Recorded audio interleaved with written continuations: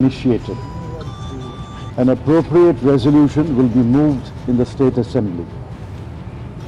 We have requested the Chief Minister of Andhra Pradesh to withdraw the cases filed on or after November 29, 2009 against all the leaders, students and others associated with the present agitation.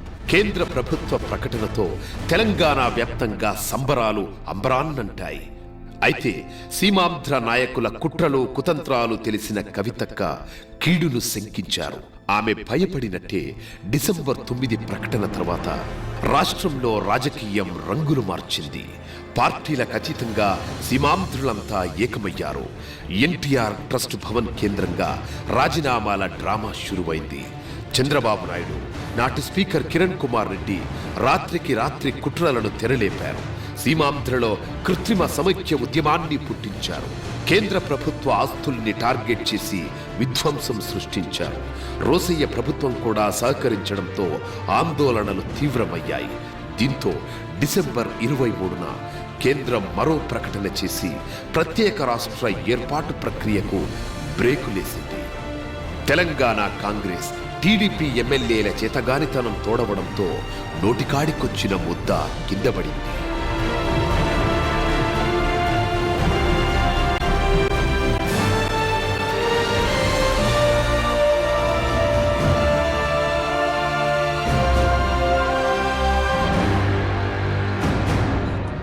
జెండాలను పక్కన పెట్టి సీమాంధ్రులంతా ఒకటి కావడంతో Telangana తల్లడిల్లింది.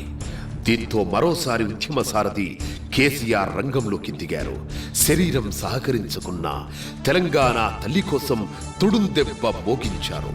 Congress senior నేత జానారెడ్డి ఇంటికెళ్లి తెలంగాణ ప్రజా ప్రతినిధులను ఐక్యం చేసేందుకు ప్రయత్నించారు. జాయింట్ యాక్షన్ కమిటీ ఏర్పాటులో కీలక పాత్ర పోషించారు.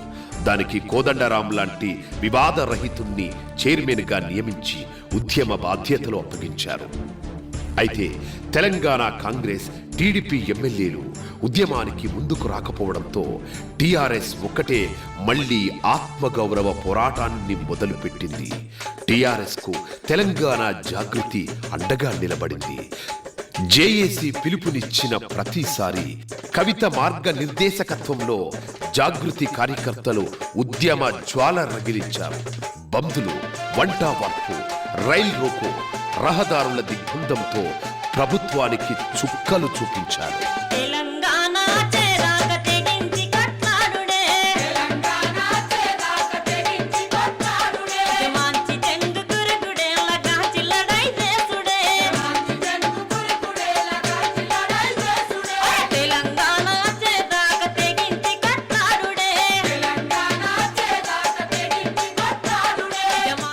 తెలంగాణ ఏర్పాటు ప్రకటనను కేంద్రం వెనక్కి తీసుకోవడంతో 2010 ఫిబ్రవరిలో ఉస్మానియా రణరంగమైంది. ప్రభుత్వ చర్యను నిరసిస్తూ విద్యార్థులు ఉద్యమ జ్వాలను రగిలించారు. అయితే క్యాంపస్ను యుద్ధ భూమిలా మార్చిన సీమాంధ్ర ప్రభుత్వం పోలీసులతో విద్యార్థులపై పాశవిక దాడులు చేయించింది. ఈ రాక్షస చర్యలను కవిత తీవ్రంగా ఖండించారు. లాఠీచార్జిలో గాయపడ్డ విద్యార్థులను పరామర్శించిన కవిత పోలీసులపై చర్య తీసుకోవాలంటూ మానవ హక్కుల కమిషన్ను ఆశ్రయించారు. అప్పటి నుంచి ఎప్పుడూ ఉస్మానియా విద్యార్థులపై పోలీసుల దమనకాండ జరిగిన కవితక్క అండగా నిలబడ్డారు. హాస్టళ్లు మూసివేసి విద్యార్థులను ఆకలితో చంపాలనుకున్న కిరణ్ కుమార్ సర్కారెత్తుల్ని చిత్తు చేశారు. హాస్టళ్లు బంద్ చేసిన ప్రతిసారి వందలాది విద్యార్థుల కడుపు నింపారు కవిత.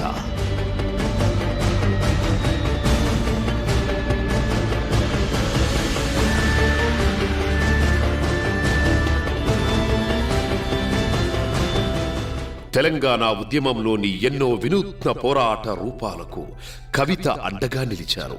కేంద్రం వెంటనే తెలంగాణ రాష్ట్రాన్ని ఏర్పాటు చేయాలంటూ 2010 ఫిబ్రవరి 7న ఆదిలాబాద్ టు ఆలంపూర్ వరకు లక్షలాది ప్రజలతో తెలంగాణ జేఏసీ ఏర్పాటు చేసిన మానవ హారాన్ని విజయవంతం చేయడంలో కవిత కీలకంగా పనిచేశారు. తెలంగాణ కోసం 10 జిల్లాల్లో వెలిసిన దీక్షా శిబిరాలన్నింటిని సందర్శించిన కవితక్క ఉద్యమకారుల్లో స్ఫూర్తిని నింపారు. తెలంగాణ ఏర్పాటుపై కేంద్ర ప్రభుత్వంపై నియమించిన శ్రీకృష్ణ కమిషన్కు 2010 ఏప్రిల్లో జాగృతి తరపున కవితక్క సమగ్ర నివేదికను ఇచ్చారు. తెలంగాణ చరిత్ర, సీమాంధ్ర పాలనలో జరిగిన అన్యాయాల గురించి వివరాలు, సాక్ష్యాలతో అందులో ప్రస్తావించి కమిటీ సభ్యుల ప్రశంసలు పొందారు.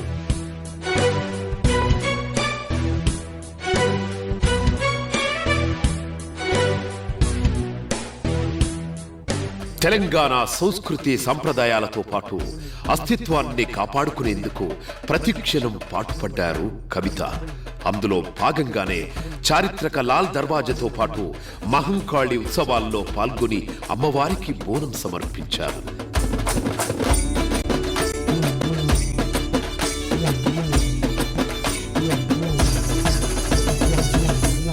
ఇంతేకాదు, సీమాంధ్ర భూస్వాముల ప్రయోజనం కోసం మాత్రమే కడుతున్న పోలవరం ప్రాజెక్టుతో ఖమ్మం జిల్లాలోని వేలాది మంది గిరిజనుల అస్తిత్వం ప్రమాదంలో పడుతుందని ఆందోళన చెందారు. ఒకవైపు ప్రత్యక్ష పోరాటాలు చేస్తూనే మరోవైపు రాజకీయంగానూ పోరాడారు. గవర్నర్ నరసింహన్తో పాటు కేంద్ర మంత్రులు జైరాం రమేష్, కిషోర్ చంద్రదేవులను కలిసి వినతి పత్రాలు ఇచ్చారు.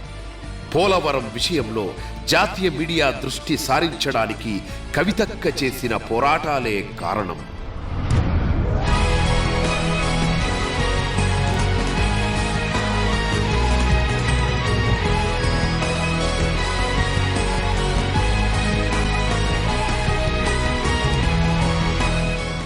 సమైక్య పాలనలో తీవ్రంగా నష్టపోయిన తెలంగాణ న్యాయవాదులకు కవిత సంపూర్ణ మద్దతు తెలిపారు.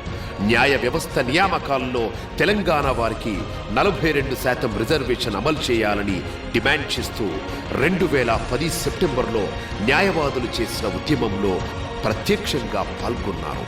హైకోర్టు ముట్టడితో పాటు పోలీసు దాడులకు వ్యతిరేకంగా ధర్నా చేశారు.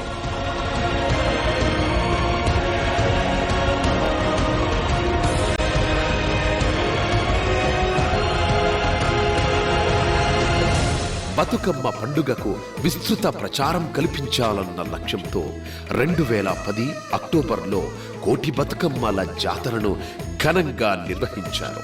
హైదరాబాద్లో జరిగిన ముగింపు వేడుకలకు లక్షలాది తెలంగాణ ఆడపడుచులు వచ్చి బతుకమ్మ గొప్పదనాన్ని ప్రపంచానికి చాటారు.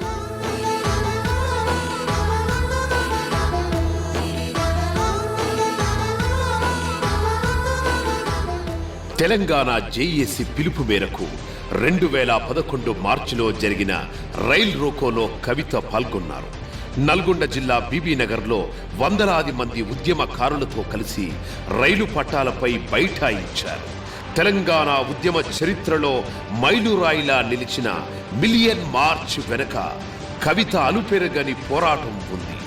సీమాంధ్ర సర్కార్ అణిచివేతకు వ్యతిరేకంగా సాగిన ఆ మార్చిలో భారీ సంఖ్యలో పాల్గొనేలా జాగృతి తరపున ప్రజలను కదిలించారు.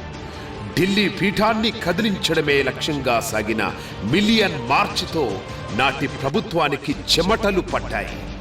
తీవ్ర నిర్బంధం, పోలీస్ దమనకాండతో మిలియన్ మార్చ్ను అడ్డుకోవాలని కుట్రలు చేసింది. కానీ ఆ కుతంత్రాలను చీల్చి చెండాడుతూ 2011 మార్చి 10న ట్యాంక్ బండ్పై తెలంగాణ సబ్బండ వర్ణాలతో పాటు కవిత జైత్రయాత్ర చేశారు. బారికేడ్లు, ఇనుప కంచెలను పీకి పారేసి తెలంగాణ జెండా ఎగరేశారు. సూర్యుడితో పోటీ పడుతూ ఆకాశంలో ఎగిరిన ఆ జెండా రెపరెపలను చూసి కవితక్క గుండె ఉప్పొంగింది.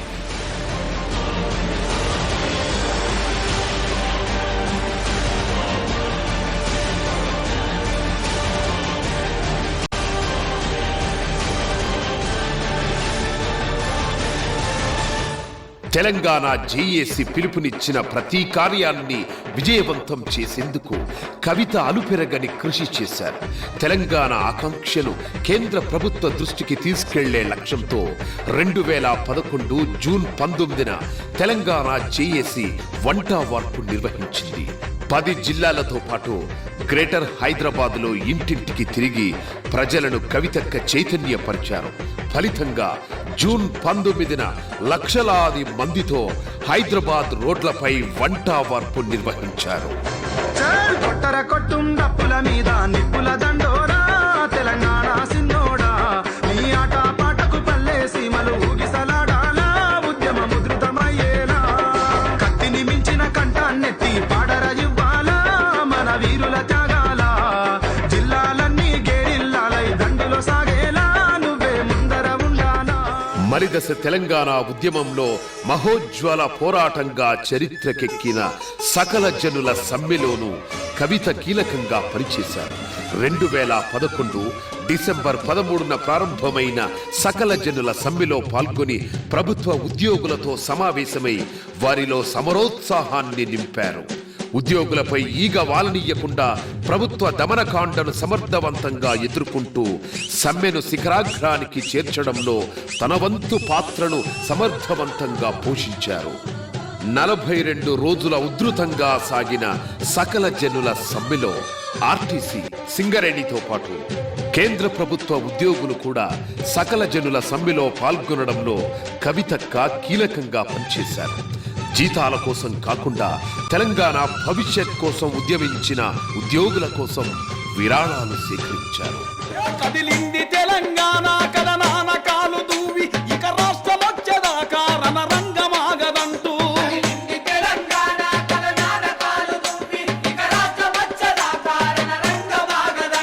ప్రత్యేక రాష్ట్ర పోరులో నా తల్లి తెలంగాణ ప్రాణాలు ఇస్తామమ్మా మా పల్లె తెలంగాణ.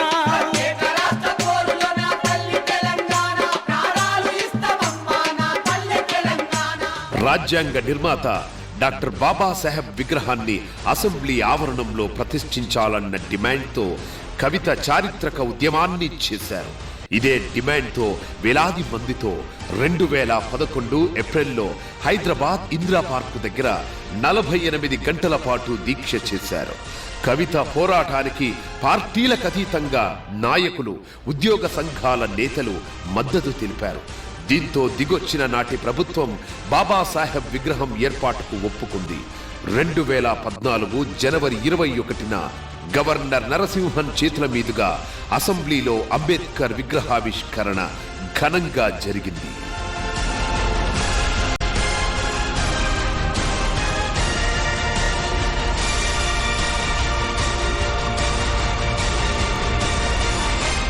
సకల జనుల సమ్మె తరువాత నిరాశలో కూరుకుపోయిన తెలంగాణ సమాజాన్ని సాగరహారం తట్టిలేపింది. ప్రపంచ ఉద్యమ చరిత్రలో ఎక్కడా జరగనట్టు 2012 సెప్టెంబర్ 30న నెక్లెస్ రోడ్లో జరిగిన సాగరహారంలో కవిత కీలక పాత్ర పోషించారు.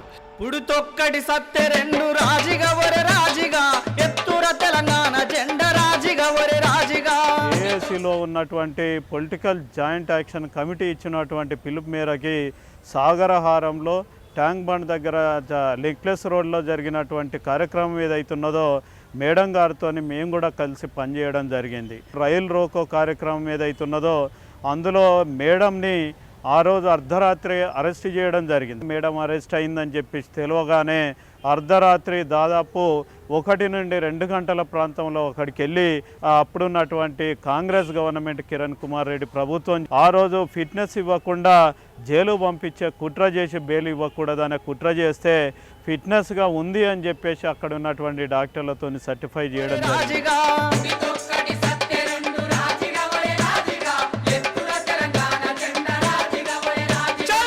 ఇక నల్లమల్ల చించుల అస్తిత్వాన్ని దెబ్బతీసేందుకు జరిగిన ప్రయత్నాలను కవిత సమర్థవంతంగా అడ్డుకున్నారు. వజ్రాల సాకుతో నల్లమల్లను చెరపట్టాలనుకున్న అంతర్జాతీయ డైమండ్ కంపెనీ డీబీర్స్కు వ్యతిరేకంగా కవితక్క పోరాటం చేశారు. ఎన్ఎండిసిలో ఫిర్యాదు చేసి డీబీర్స్ వజ్రాల వేటను ఆపించారు.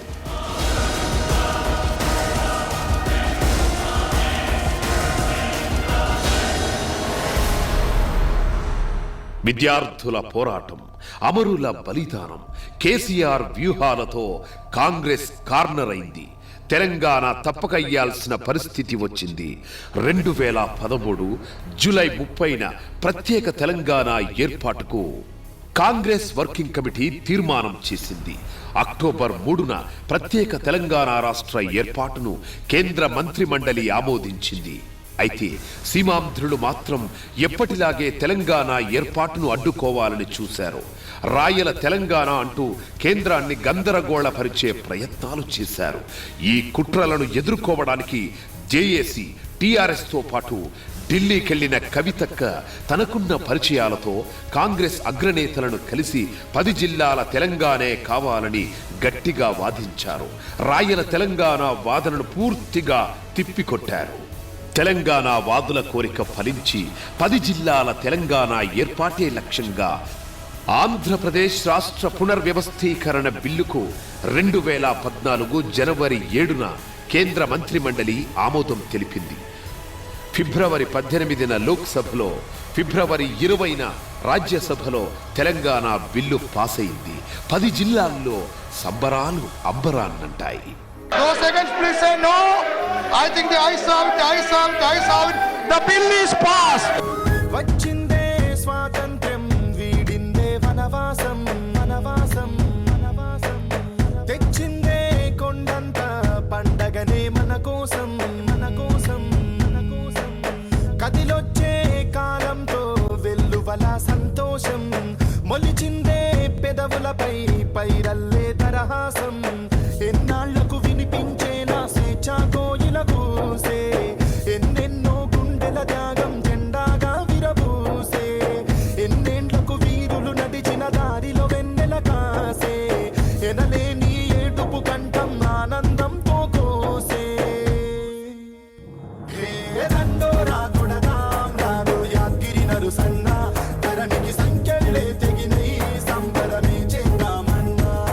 అరే చిందులు గెలుతాం రాను చిలుకూరి బాలన్న, చీకు చింతలు వీడును రో వేడుకలే చేద్దామన్నా.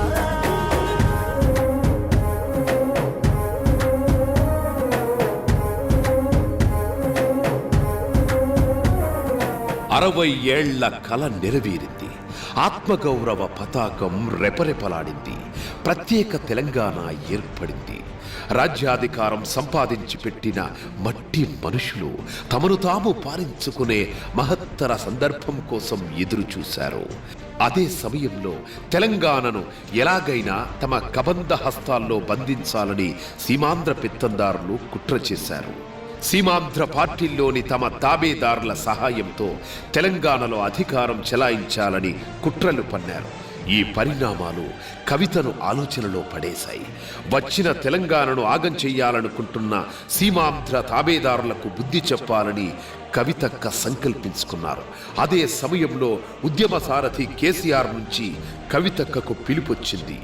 జాగృతితో తెలంగాణ సాంస్కృతిక పునరుజ్జీవానికి ఆమె చేసిన వెలకట్టలేని సేవను గుర్తించిన కేసీఆర్ తెలంగాణ పునర్నిర్మాణంలో భాగం పంచుకోవాలని ఆహ్వానించారు. ప్రజాప్రతినిధిగా బడుగు బలహీన వర్గాలతో పాటు అగ్రవర్ణాల్లోని పేదలకు కూడా సేవ చేయాలన్నారు. తెలంగాణ జాగృతిని ప్రారంభించుకున్నప్పటి నుంచి ఇప్పటి వరకు కూడా అక్కను మేము చూస్తూ ఉన్నాము. సమస్యను ఏదైనా సమస్య ముందుకు వచ్చినప్పుడు దాన్ని అర్థం చేసుకుని